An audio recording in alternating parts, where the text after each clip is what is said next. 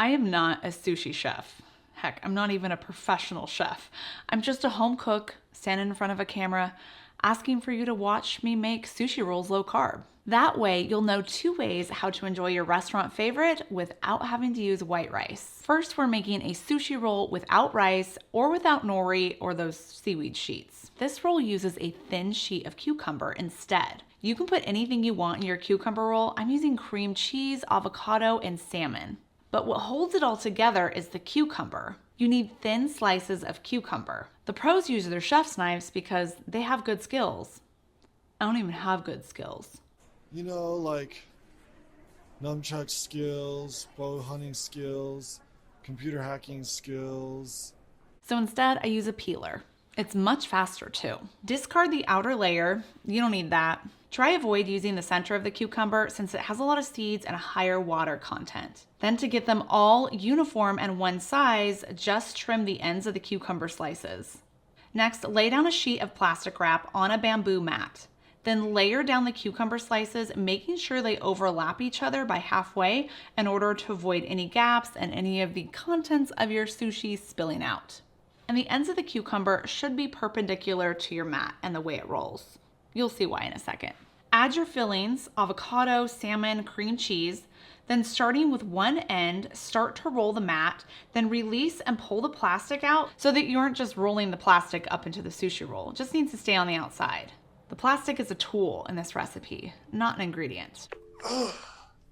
Once you get to the end, wrap it tightly with the plastic wrap and secure the ends just to help maintain its shape. And you're gonna refrigerate this or you can freeze it for 5 to 10 minutes. This will just help the cucumber keep its shape so that we can easily cut it.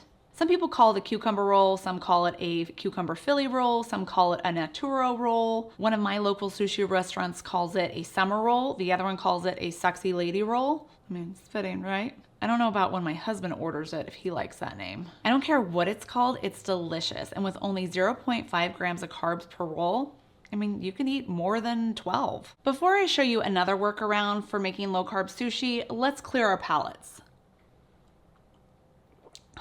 You thought I was gonna eat some pickled ginger, didn't you? I'm not a fan of that stuff. If there's anything that the last 22 years of amateur wine drinking has taught me, it's that flavored water, fruit flavored water, can help clear your palate. And I like to use one with electrolytes by Element because they sponsored this video, but also because I get some additional hydration along with my water. Your cells will thank you because Element has a science-backed formula of 1,000 milligrams of sodium, 200 milligrams of potassium, and 60 milligrams of magnesium. With that combo, it's no wonder that so many highly skilled people like Olympic athletes, Navy SEALs, nunchucks experts, bow hunters, and professional moms use it.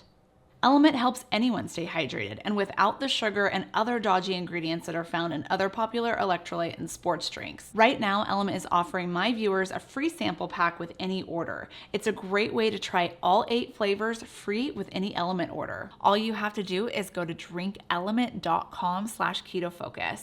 Up next, let's make a California roll, but instead of using white rice, we're using cauliflower rice. There's one distinction between the way that I prepare my cauliflower rice for sushi and the way that other keto sushi recipes do it.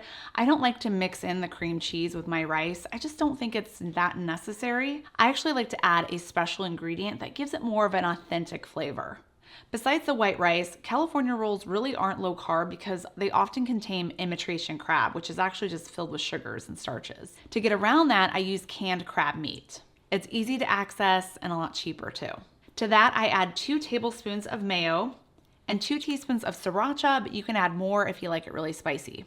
For the sushi rice, I have prepared 10 ounces of cauliflower rice, and to get that pungent smell off of the cauliflower, it's best if you cook this dry without adding any water, just in a skillet.